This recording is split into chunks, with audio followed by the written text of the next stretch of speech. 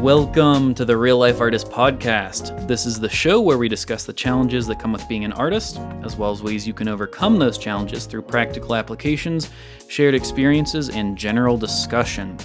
My name is Luke, and I'm your host, and I am joined with a special guest today, Terrell. What's going on, guys? What's going on? How are you? Man, I'm doing well. I cannot complain. I'm really excited to be here right now, man. So I appreciate it. Absolutely. Yeah, thanks for making time. So today we're talking about finding your place as a creative, and we're also going to delve into building your 5 to 9 while working a 9 to 5. So building our businesses while working a 9 to 5. And like I said, man, I saw a quote that was just super impactful. It's your job is your first investor. And I think that's the truth. Yeah, that's why we got to keep that in mind. But first off, before we get into the main content, Terrell, you and I met at our current job. Yes, sir. We both work a day job. Yes, sir. For an audiovisual company. And, you do artist management stuff. Like, tell me about you, how you got to where you are, I guess the job, if that's applicable, because I'm sure to some extent it is, and, artist management, all that stuff. Man, I feel like I'm only 24, but I feel like I've lived so much life, man. I wear a whole lot of different hats. It's just something that, as a creative, you're always trying to find that thing that really speaks to you, right? You're always trying to make that discovery something that has meaning, but also adds value to others. That's the way I look at it. So just where I started, how I was raised, my parents always said, hey, if you're going to do something, make sure you give it your all and make sure it's something that helps other people as well. So just touching on artist management, I really like the relational side of entertainment and the creative space. I really like helping people achieve their dreams. I feel like I kind of get, I don't know if it's selfish, I get a little happy when I see it too. I feel like I take a little credit for it. But yeah, man, it's just something that if you believe in yourself enough and you try and chase those dreams, I feel like you can really be successful. But a lot of times the world will get in the way of that. The rat race that you try to run, is try to grind and chase the bag. I mean, all those different things can really inhibit your creative space, right? Absolutely. It can really inhibit your creative space. I feel like finding your way as a creative, it's really about, like I said, finding those things that speak to you and help other people. But sometimes we get so caught up in the outcome or the end goal, right? Yeah. We get so caught up in getting to the finish line that we miss the process. Facts. Nothing but facts. We miss the process, man. And the crazy thing is, in the process, that's where you get the experience. That's where you really grow. And people don't realize that the finish line is simply just the starting point for the next chapter. Mad facts. So, yeah. I mean, so that's why you do this then, right? Essentially. Yeah, that's awesome. I, as someone who does artistry and music and such, I can totally relate to that. Life getting in the way. As you know, Marcel was on a recent episode. Love that guy. Yeah. What's going on, Marcel? Shout out to Marcel. And him and I were talking about that too, just, not letting life get in the way. So I think one of the things that's important, kind of segueing into our content today, is how do we find our place as a creative, in your opinion? Because, you've been getting started in artist management. But the first question really has to be asked, like, what does it mean to find your place in the creative space? Is there multiple meanings? I mean, what's that mean? Loaded question for I sure. know. I mean, the beautiful thing about being a creative is that it's literally about making your own way, making your own lane. And sure, sometimes it is very beneficial to utilize the paths and the avenues that are already made available, that are tried and true, right? But as a creative, it's your job, and I shouldn't even say job, you should really want to put your own unique spin on things. And sometimes that looks like creating your own lane. You can always learn from the success of others, right? You can also learn from the failure of others, but you shouldn't try to replicate or imitate.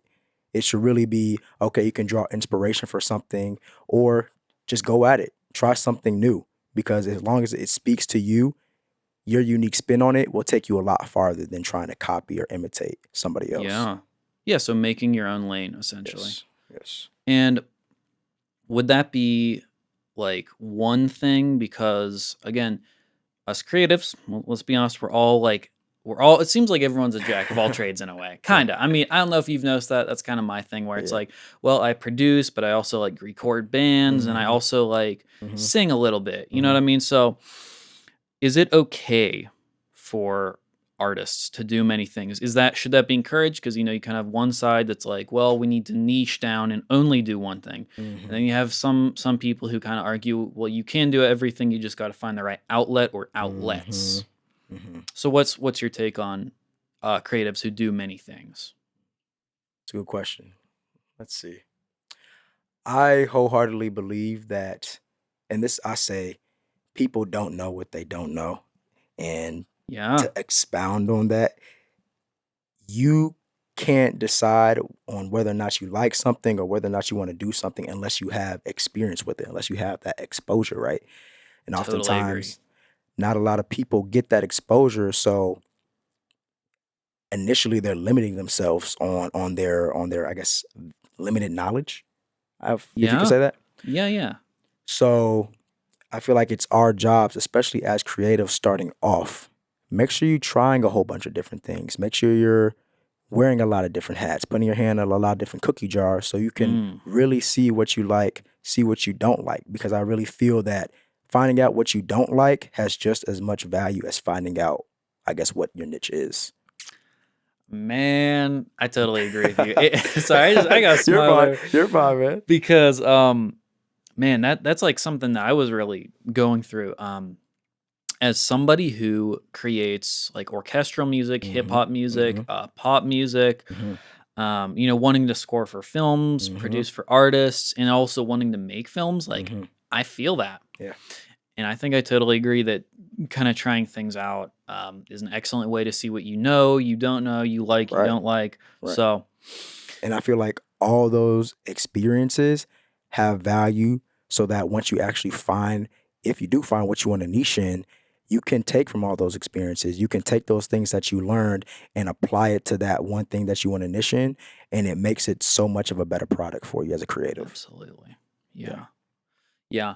So, okay. So, trying things out, I totally agree with that. What about building a 5 to 9 while you have a 9 to 5? I mean, like you said, life gets in the way. Mm. We know that that happens, and there's kind of ways to cope. But like, tell me about first off you building your 5 to 9 Mm. and what that looks like. Well, I You're think, sorry, not to cut you off. I mhm, also know you're partially in a discovery phase as well, right? yes, definitely in the discovery So phase, yeah, most tell definitely. me about that. Um, like I was saying before, I feel like for me, creativity is it's so vast, right? Yeah, It can look so many different ways. Obviously you have your arts, your music, your entertainments, photography, things like that. But I mean in 2024, I guess you could call content creation on social media. Those are now new creatives. And that wasn't even a space we really thought about maybe 20 years ago, right? So creativity is ever evolving. So my process in terms of my discovery phase really yeah, just looks like finding out what means a lot to me, what speaks to me, and then finding different avenues to not necessarily mass produce it, but put it in front of people, yeah, right?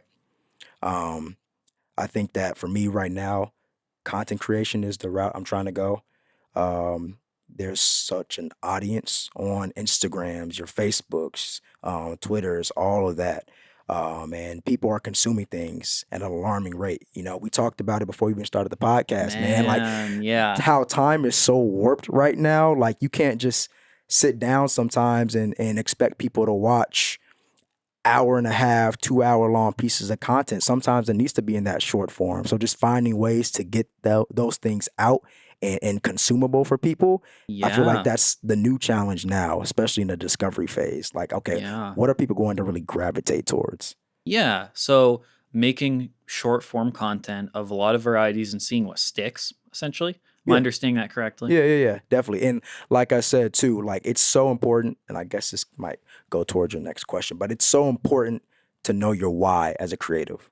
Ah, You man, have to know start your with why. why. You always have, Yes. you owe it to yourself. If you're going to get into this space, especially if you want to make it your I guess primary income, right? If you want to make this your Yeah. life, you need to know the why behind what you're doing. And thi- this might this might just be me.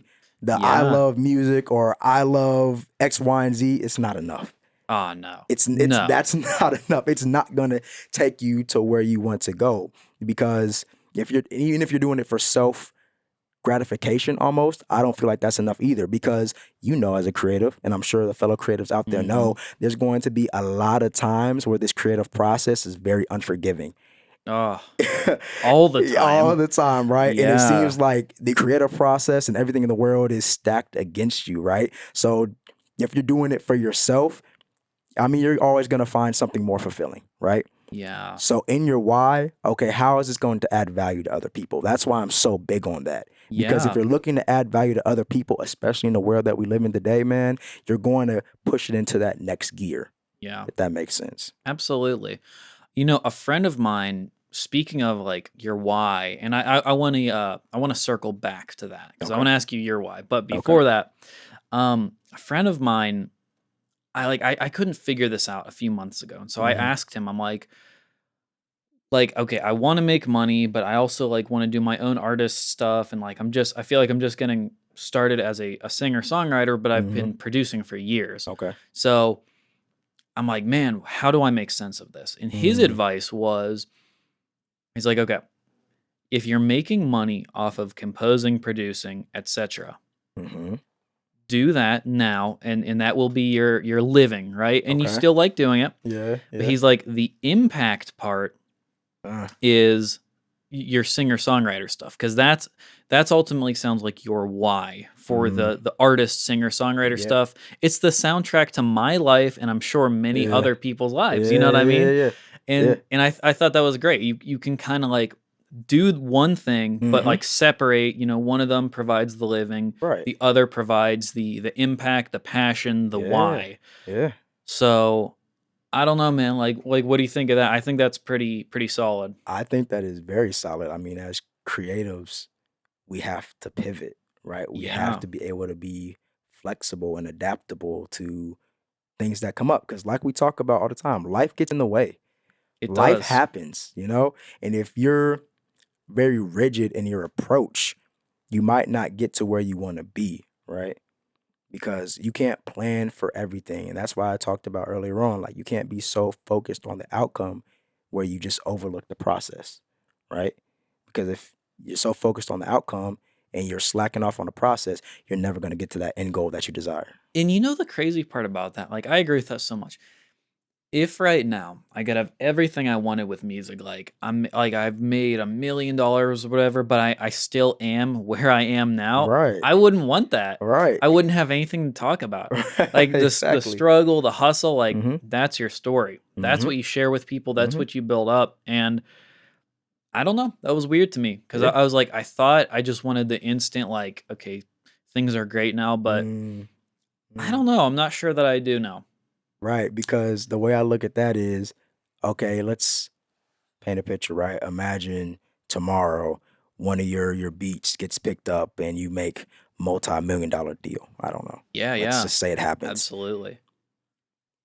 Is that the end goal? Like, okay, you're a multimillionaire now. Does everything stop? Like, okay, no more creative stuff. I'm good. I've made it. Or Yeah. is there something more behind it, right? Because if you're in it for the money, man, you probably go somewhere else and choose another field to be in and make so much more money than you do. Especially the immediate return on investment is non-existent. It's negative. You're in the Yeah. negative. With So music, it is totally negative. yeah. So absolutely. Okay. So that's great, man. So circling back, Right. first off, two questions for you, and Okay. they kind of go hand in hand. Okay. Do you want to pursue this creative venture full time, whatever it is, whether Hmm. it's artist management Hmm. or producer, singer, songwriter, whatever it is? That's question one. You want to do creative stuff full time. Hmm. Two, if so, what is your why? Okay. And even if it's part-time, what's your why? Okay. Hmm. I the way I look at creativity is, like I said before, it looks very different. It can have so many different components. I feel like you can be creative in the marketplace, in corporate, right? Like how you connect to people, how you have conversations, there's creativity in that. How you sell to people, there can be creativity in that, right? Sure. Just making those meaningful connections, because I really feel like creativity at its core is just outward expression of inward feelings and experience, right? Yeah. And that can manifest itself in so many different ways. So for me, I think I do want to do creative things full time, right? I feel Okay. like we with the mindset that you have, that determines whether or not you're doing the creative thing, right? If that makes Sure, sense. sure. If that makes sense. So for me, I definitely want to pursue creativity and creative endeavors full time. I think that it could almost, I don't even know. Like I said, I'm still in the discovery phase though. So that's the Yeah, thing. yeah. No, That's the no, thing. So it's hey, so hard to pinpoint what exactly that looks like, okay. but I think I know my why. So so that it I guess if I'm understanding, you want to do like creative work, but that might not necessarily be like music Right. specifically. Okay, Right. okay, I got you. And then so yeah, what's your why behind that? Full time, because you did say full time. Right. So not to get too preachy. No, no. Okay. Um, I mean, I am a child of God, right? I'm a follower of Jesus Christ. Man, amen. So, man, I really believe that we are all born with purpose, and our purpose is not self-fulfilling. It is really to go out and make the world a better place, right? To serve other people. Sure. So, whatever I do with my creativity, I want to make sure that I am helping people better their lives and helping people really understand how truly loved that they are. You know, we're not made to be on this earth simply just to be miserable, barely survive, and then that's it. No, I feel like all of us are truly, truly created to thrive. And if I can help people do that in any way, shape, or form, that's what I'm going to do. I feel like that's how my creativity manifests itself. I guess, yeah. I think Yeah, that yeah. makes sense. Sorry, guys, I'm rambling, but No, no, no, no, no. Please ramble. That does make sense. So making the world a better place, um, making sure people know that they're loved, and just helping others who hmm may be in a dark place. I know oh the my goodness, creative space is very dark. Let's be honest. I mean, you spend your whole life like making something, and yeah, only for it to not get noticed, or if it is noticed, you got people yeah, trolling you and yeah, you know saying it's terrible and stuff. So yeah, it's a tough life. I think that's great. yeah. But you're right. That's very open ended. hmm Could take a lot of avenues. So Right. totally understand the creative phase and such. So Hold on. Let me ask you, what's your why? Why do you what's do what my, you do? If you know, not to put yeah, you on the yeah, spot yeah. on your own podcast, but No, no, that's great. I kind of have like three. It's like a three component why. okay. Oh, I like it. Levels, levels. Man, one 20. I want to say it's not huge, but like 20%. I don't know if this is petty, but to me, it's a thing. Petty. Okay. To me, this is a thing. 20% is like because I kind of want to prove people wrong. I know it sounds No, silly. I like that. I No, like that. no, I know it sounds silly, but like all my life, I feel like I've just been told that that's like it's not possible to do music full time, and like we need to think realistically here. And man, I just can't wait to be like, but look, it is full Uh-huh. time. You know what I mean? Uh-huh. So that's like one. hmm Two is that I want to make, well, I want to like provide for my family Yes. and my wife, and I Yes. want to retire her and just for them to have a good life. I like that. Yeah, Yes, sir. that's a good chunk. That's a good like 50 Okay. chunk. Okay. And then 30% left. What's up? yeah, and the remaining percent would be making an impact on just individuals There you go. in terms of like, mental health and like Man, yeah, yeah, you like said my buzzword right there. I love it, man, man. mental health. Yes. So that's kind of like the three. Provide for my family, make sure they have a good life, Yes. retire my wife. Yes. proving people wrong, and then also that mental health aspect. It's so key. It is so key, especially like you said, man, in this creative space and in this world in general, man. It is so dark. There is I a lot know. of negativity that is super prevalent and just seems like ever present, Yeah. unyielding. Yeah. So anything that we can do with the gifts that we were given, blessed with, Yeah. designed with, to help mitigate that and alleviate that, man, I feel like we owe it to the people that we live with on this earth, man. Like, Yeah. I don't wanna be all And kumbaya-ish, but yeah, dang. no, no, no, no, Love one absolutely. another, y'all. Go ahead. And like there are things that I wish I would have heard like either earlier in life or Mm, things that I wish would have been said. And mm. there's nothing like telling your own story over a beat or through a song or through Yeah, a film man. or something. It really Yeah. hits different. And I can't recall who said this quote, so we'll have to check after the show. Okay. But it pretty much goes, I'm paraphrasing here, something like, everything that needs to be said has already been said, Mm, but because nobody was listening, it needs to be said again. mm, So, like, mm. there's nothing original under the sun necessarily, Okay. but I think there's a way you can say things, a context you can say Yes. things. Yes. Maybe one pop song put it this way, but you put it in the context of hip hop and it means something totally different. Yeah. You know what I mean? Yeah. So Yeah.